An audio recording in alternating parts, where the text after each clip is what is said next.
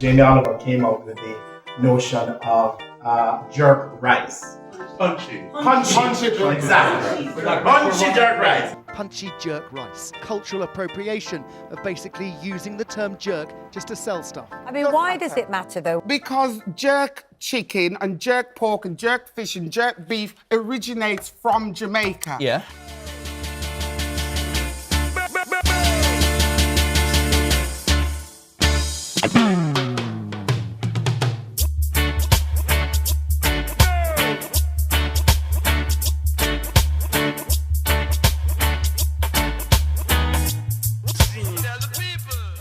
For the most part, I think the reaction on the Jamaican side was a lot of uproar. Not the name, so what is jerk rice? Tonight, we take on Jamie Oliver from our little island, Chef Hilton. Well, I think originally jerk was really a way of cooking. It wasn't really about seasoning per se. It was, and then also a big element of jerk was also preserving meat. So that is important.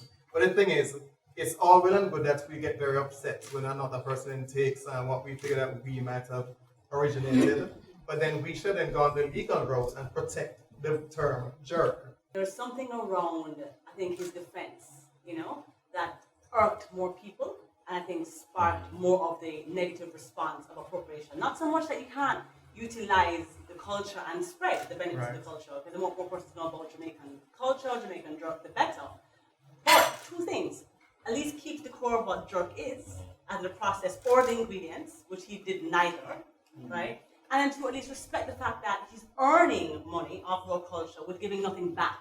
Jerk has been around for centuries, correct? So the guy makes jerk rice, right? And it's not the first product that he's made that's not British. I don't know how many real British meals there are, as far as I know. Even fish and chips isn't really British. People are constantly borrowing from each other. Exactly. But in anything that is creative, it happens the same thing. If it's music, you are gonna borrow a rhythm. Like you do dancehall music, you are borrowing rhythms that you pick up from here and there. But also in the case of jerk, who owns that? Jamaican people who have collectively established a process historically and maintained that process. Is there any such thing? Yes, there's actually an application process right now going through the Intellectual Property Office internationally to establish recognizing the Jamaican jerk and jerk as something from Jamaica. Is there something in cultural appropriation that's wrong? We're all always borrowing and therefore... I mean, historically, it makes no sense. It's always been like that. I mean, you can call it appropriation. Historians know that there have been cultural exchanges since the beginning of times. That's how culture, innovations, ideas, they spread all over the world. So there's a process of migration, commercial exchanges. And with that migration and commercial exchanges, ideas, different cultural elements are taken to other places. Right. And then when we use the term appropriation, we're referring to something different. It is that you make it yours. He didn't use any form of ingredients that was related to jerk, right? I mean, yes, he didn't call it Jamaican, right? But he called it jerk for a reason, right? Because he knew it would sell products, right? And it is because of the association with jerk being something wonderful as far as culinary relation. As far as the appropriation, you can look at it as borrow, you can also look at it as theft. First of all, we don't do jerk rice. It doesn't exist here.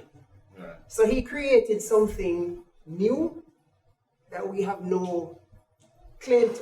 Let's say he did some kind of jerk chicken or jerk pork. I could understand some of the ire. But jerk rice is not something that we have. Jerk is a process. Do you accept that? Fine, but the rice is not related. We all agree that the rice that he has created bears no resemblance to anything. He didn't call it alter rice. Nothing. It doesn't have the ingredients, the process doesn't exist. Yeah. So why are we so upset? That whole cultural appropriation can apply because they have the bigger picture, the bigger opportunity to benefit from it. Whereas Jamaica is getting nothing. Right. You understand? And then what happened is that you look to the history of jerk. Right? It's war. It's survival. It is really coming from the slaves. I mean, there's a lot of elements to it because you have to understand that the runaway slaves, and then you have to also understand that the spices really came from the seaside, where all the boats come in and the trade and all of that. So the spices came from there. The Indians basically showed how they utilized it, right? And then as far as the cooking methods and all of that, no. You know, people's stories have it that it was because they had to cook it on the ground because of the smoke and the smoke and this and that. But pretty much, they would, of course, get wild boar, they'll butcher it, right? They will put in the spices and all of that. But more importantly, to preserve the meat before they cooked it, like if they had to move or to travel somewhere else, they actually wrapped it in a thing they call pepper elder. It's a big leaf. It's actually very aromatic. I mean, I actually use it in cooking, right? And it's very abundant in Portland. In the cooking method now, what they'll actually heat up the stones. So they'll pack this hole and then put in stones and all of that. And then you'd light the fire, right? And you get all those things hot. Because essentially what you're doing, you're cooking without any form of oxygen. Right. Well, it really came from a Spanish word named charqui. Charqui, okay. Right. C-H-R. And so which means jerk. So the translation. Was it more with the spicing or the cooking method? Well, you know what? To me, it's actually a combination. You understand? Yeah. I think it's the whole thing. Everything that is used, everything that, you know. Which is why the thing of chicken and fish and chips and such are, I think, are irrelevant comparisons. What makes this situation even more egregious is like, it's a second colonization of rice that he's done. Colonization of rice. I don't think I've ever heard that phrase before. Well, you're right, sir. Thank you. In 2014, he did jollof rice. Spicy tomato base, and the rice is cooked in it. You can add goat meat, you can add chicken, you can add peas. And that's where you stop. Okay. You know, he was using vine-ripened tomatoes that were grilled. He added some herbs and bell peppers, and then called it jollof rice. Now, fast forward to 2018, and as you rightly said, when you hear the word jerk, I mean, as someone who's lived in white spaces a lot, you can see the nuance of how to sell something without saying Jamaica. Right? And jerk is one of those things. But Jamie did, again, in his non-apology, because it's not the first time. Margot Pierre White did this a few years ago with his Jamaican brown rice with petit pois chicken. Then we had Dole a few months ago who did this ripe banana with chicken, boiled chicken, and called it jerk. But they quickly came and not only apologized and pulled it, he doubled down. Now, if you look at the ingredients of punchy jerk rice, it's eggplant, it's jalapeno, which I find even more of a... That even Scotch bonnet. And then cilantro. And I'm like, what are you trying to do? And then lentils are trying to say, but then he said it's a healthy alternative. So again, insult you further. So like Jamaican food is not healthy. So I, again, as the white hand to lift you up, I'm going to teach you how to be healthy in your own native food. For the people who are offended, where is the line between somebody paying homage to something and appropriately? Paying homage would be paying would be respecting the process or at least ingredients.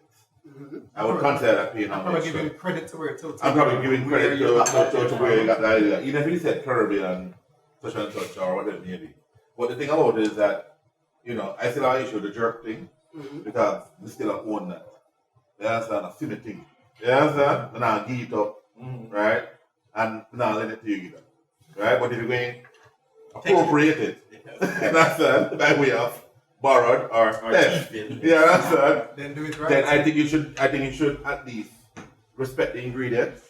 Why can't like a Grace Kennedy, seeing that punchy jerk rice is so famous, so fantastic, and everywhere is selling all across Britain, why can't we just create our own? I mean, yes, it's late, and we should have done this 10 years ago, should have done this 5 years ago, but why can't we do it now? And secondly, all he's doing is that he has a brand, puts his brand on it, and instantly it's famous. Marley Coffee is doing somewhat the same thing. I don't know if it's owned by Marley's or in Jamaica or overseas, but at least they're doing the same thing, and I know they're going to do it with Marley Weed, so why can't we do the same thing with Jamaican jerk? I think we could, and we should. The intense conversation continued, and honestly, that's the point.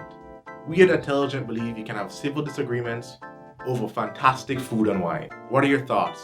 Leave them in the comments below, and I'll see you next time for the Adtelligent 8 at 8 dinner series, where food meets controversy.